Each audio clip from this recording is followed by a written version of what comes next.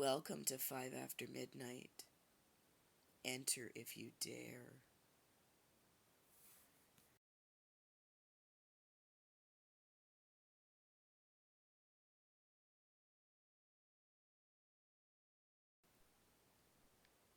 Number 1.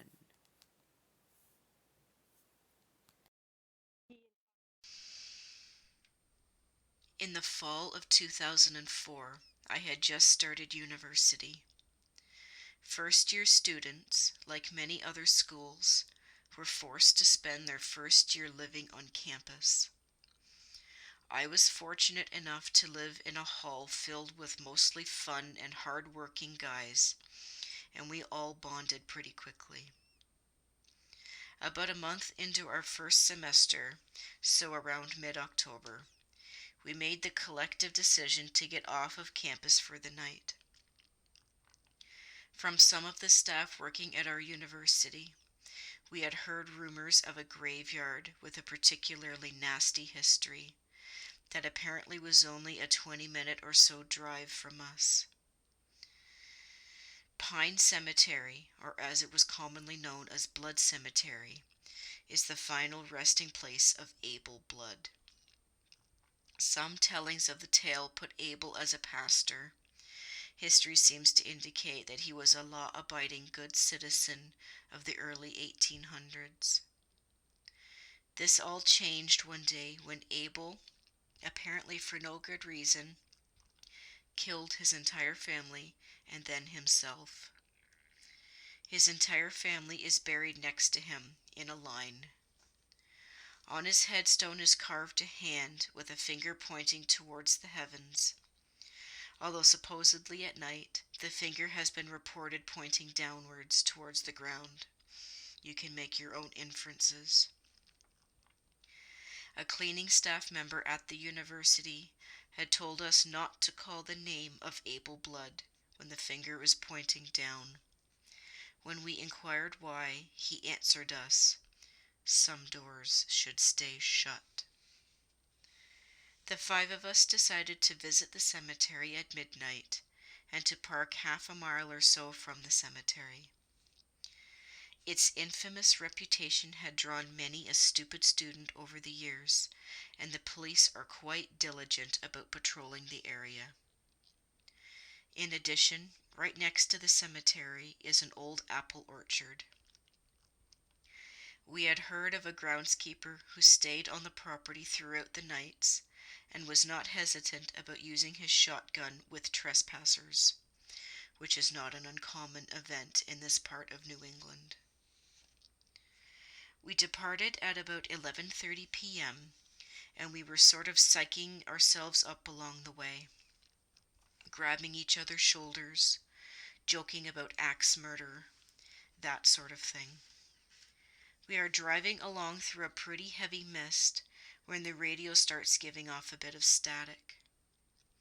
Not paying any attention, we continue on for another few minutes before realizing that we must have gone too far. We turn around and the radio cuts out a bit in the same spot. Jokingly, I tell everyone that Abel is telling us to leave. Our driver rolls his eyes and stops the car. He gets out, walks for a couple of yards, and comes back to inform us that we are there. We laugh, but this time it has a little more nervous quality about it. We turn around again and drive for a bit. The radio comes back on, and we park the car and start hiking down the road. The cemetery is located along a steep hill, and as we climbed towards the entrance, the mist thickened quite a bit. A large, thick chain drooped loosely between 2 trees, marking the entrance to the grave site. My friend John crossed first and stepped very abruptly on the other side. When we asked him what was wrong, he said, "It's too cold." Crossing over the chain ourselves, we experienced a similar effect. The temperature felt like it had dropped about 10 degrees Fahrenheit. Zipping our jackets close, we ascended closer to the top of the hill and noticed a powerful spotlight. Assuming this was from the groundskeeper's house, we made a note to stay away from that part of the hill, and figured with so much fog, most of the light would bounce back to the house anyway. A light rain began to fall as we searched for Abel Blood and his family. Near a very prominent mausoleum, we found the headstones. Seeing an entire family in a row like that was unnerving, and we avoided standing directly on the actual grave sites. The tomb of Abel Blood did in fact have a finger pointing towards the sky. We stood in silence around the grave, with the rain silently falling around us, when John told us he was going to say the name. Between the cold, the rain, and the radio, we were all feeling very unnerved right now, and I started getting the feeling of wanting to leave. Not quite panic, but a feeling of wrongness. However, feeling that this was an irrational response, I kept silent. John told us that he was going to do it, and muttering in a barely audible tone whispered, "Abel Blood." Instantly, from the woods directly behind us, 2 loud bangs in rapid succession exploded out. These sounded like muffled gunshots. We all jumped and turned around, and John repeated the words again. This time 2 more bangs louder than the first from the exact opposite direction. We turn around and again everyone is silent. We start whispering about getting the hell out of there. Was the groundskeeper firing shots?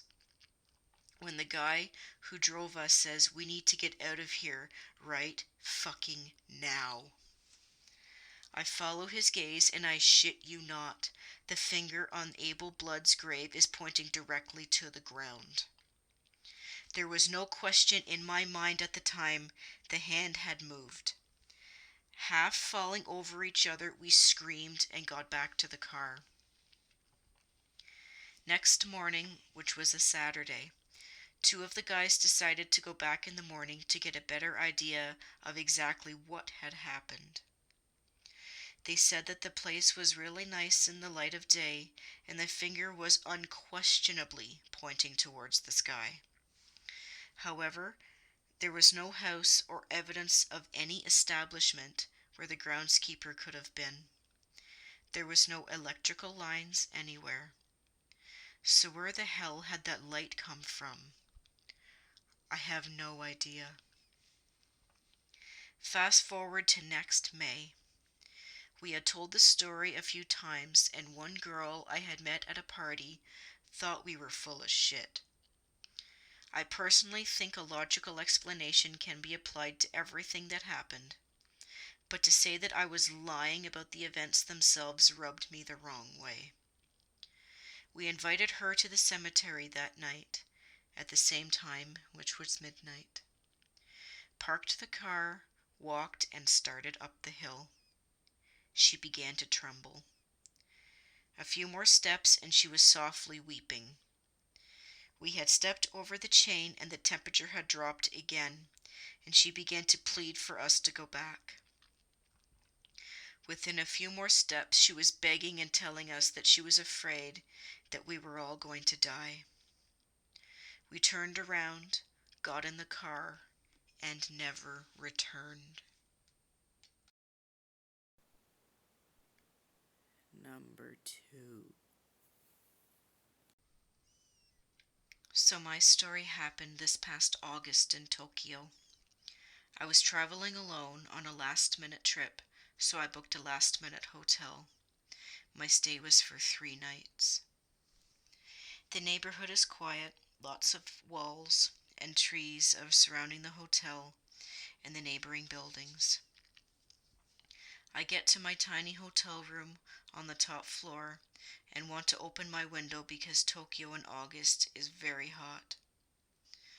The window is frosted white and locked, so I can't see outside or open it. Oh well, might as well sleep naked. I'm laying alone in bed, jet-lagged, and I hear the sound of a woman crying. It sounds like it was coming from the room next door. It was an agonizing sob, like she got dumped or found out someone died.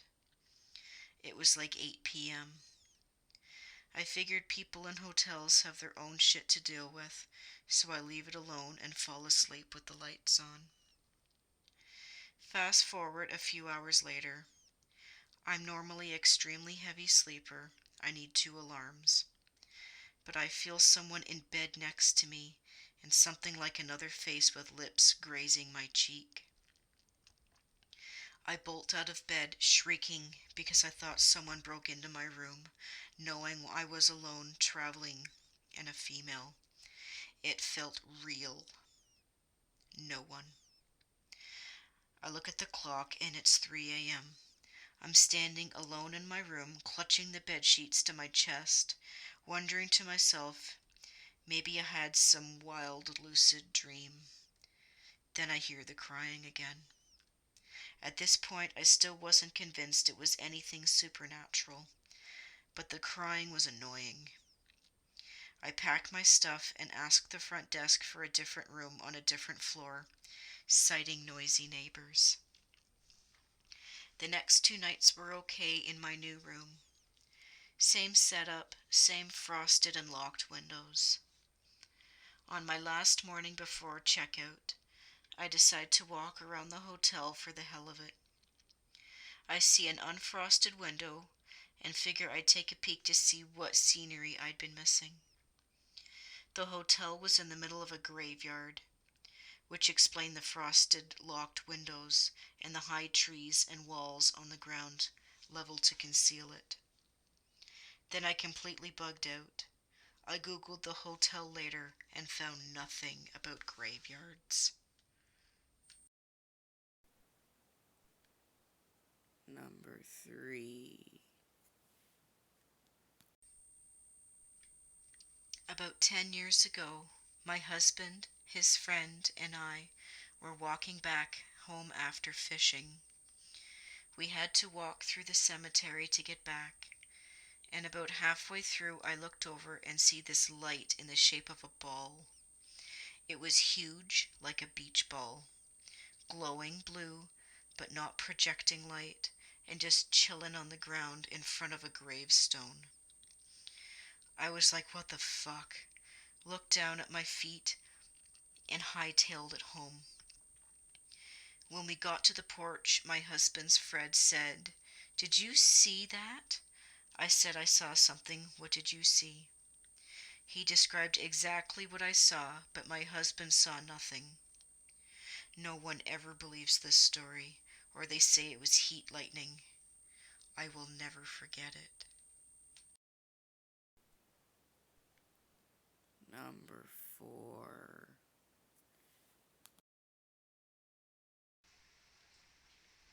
This is the story about the only paranormal thing to ever happen to me. A little bit of history first. I live in what is considered by some to be the most haunted area in the world. A number of the ground battles during the War of 1812 took place here, and thousands of people died, many of whom were buried or left to rot where they died, or collected and buried in mass graves, or so I'm told. As a result, there are lots of paranormal experiences, and honestly, most people from that area are kind of immune to the weirdness. And everyone has at least one good spooky story to tell. Mine are about nameless shadow men who sort of stroll by casually, as though they are simply stopping by to say hello.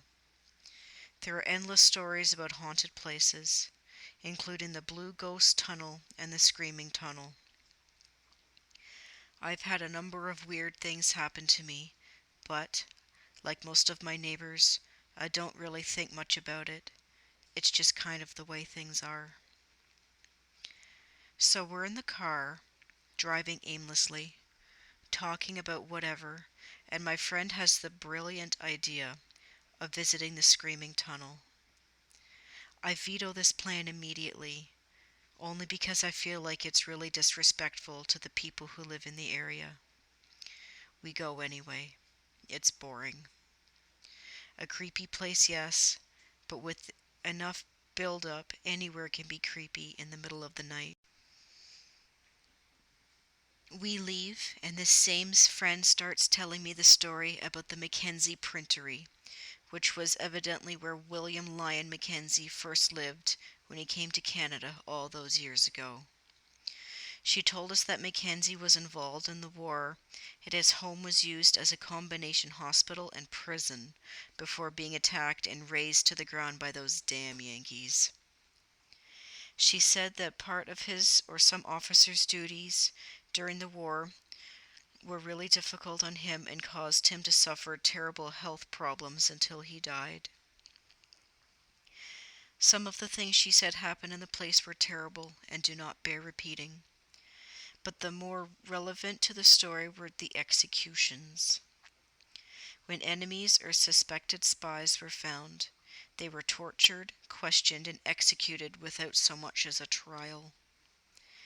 These men were made to suffer unspeakable, horrifying things, and they were simply ended, on the word of this man who might be Mackenzie's, or could be this other officer. I'm sorry, I'm just not sure. Anyway, there are two giant trees on the property. One is normal looking tree, growing straight like most trees do. The second is very obviously the same kind of tree, and is probably about the same age, but vastly different from its neighbor. This tree is jet black, greasy, looking like a twisted nightmare out of the head of a total madman. The tree looks wet all the time, and I swear, even in daylight, it's just scary as shit. The story she told us was about this tree.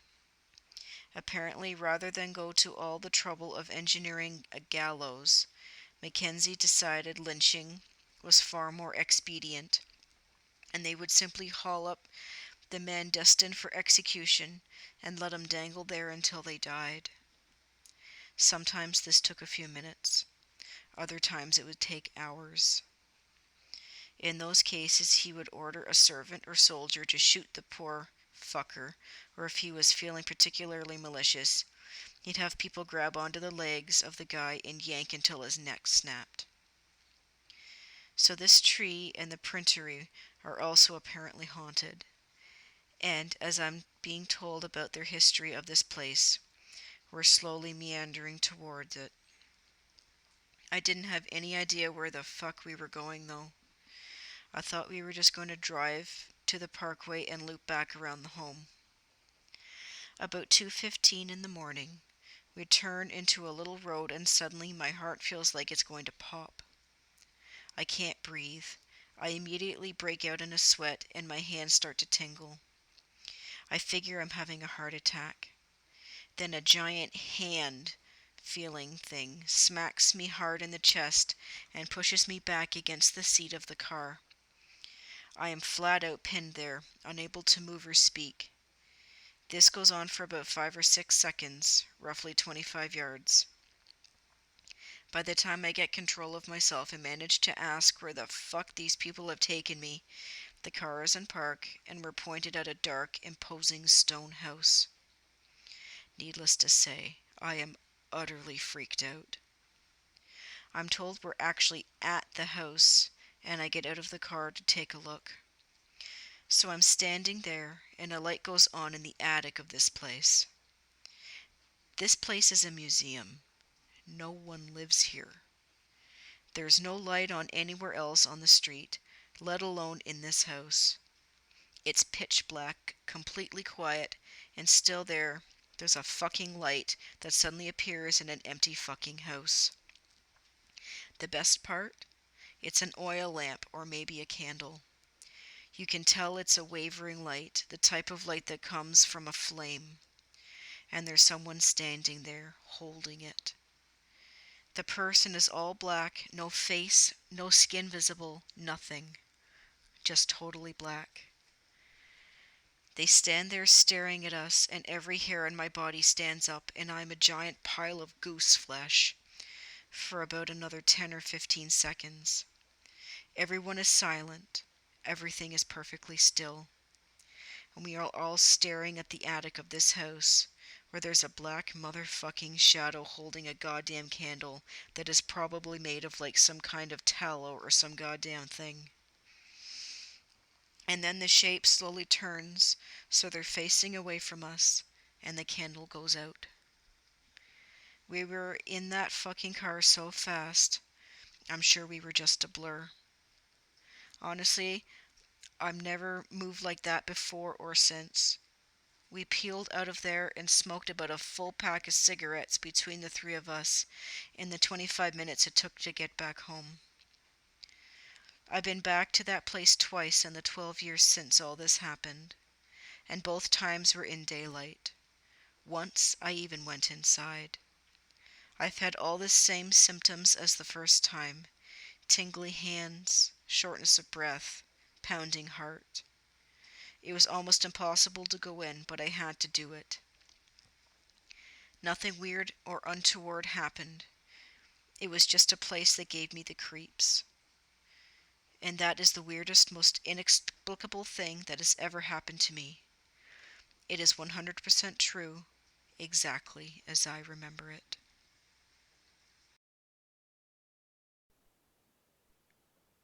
Number 5. Okay, so for a while I got majorly into geocaching, super GPS treasure hunt. But I am from Northern Ireland, so not exactly hundreds around my area. So I spent a couple of days I was meant to be revising, trying to get all the ones near me completed, and one was in an old graveyard in a town close by. It was a puzzle, so you had to find the facts and figures on gravestones and put them together to find the final coordinates. So I decided this would be a great example to get my friend on board and interested, so I would have a buddy to go along with. So I brought him with me. Now there was two entrances to the graveyard, both properly closed, so you had to open them to get in. It's not like you had to walk under arches or anything. And it's not exactly the biggest place. You can see one gate from the other, and it's downhill. So we had two clues left to find. We were both hovering over this tomb, trying to read this horrible destroyed writing. Suddenly we hear this faint barking, and we both look up and around, and we notice it's foggy. Now it was early winter, and looking back it's not that odd, but the fog properly appeared out of nowhere. So through this light fog, these two shadowy dog figures start jumping over tombstones and running full pelt towards us. Like it was crazy, like a movie scene, these dogs were jumping over massive tombstones. Now my mate had the right idea. He screamed and ran full pelt in the opposite direction.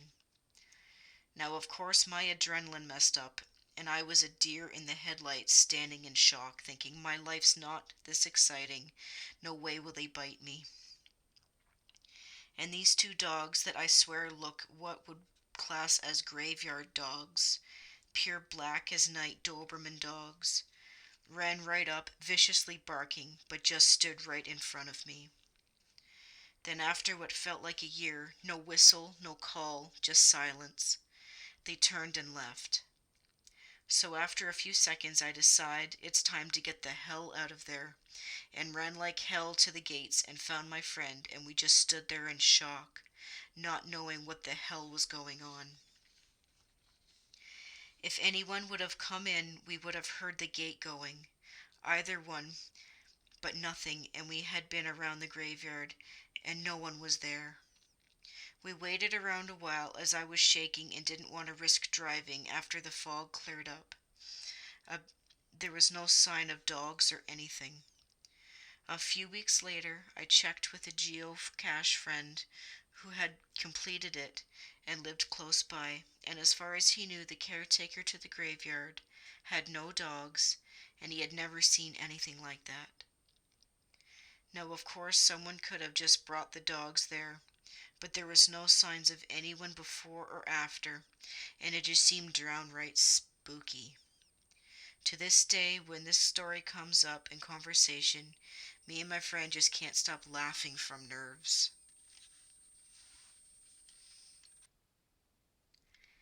We pissed off the spirits of a graveyard who summoned demonic beasts to destroy me and my friend.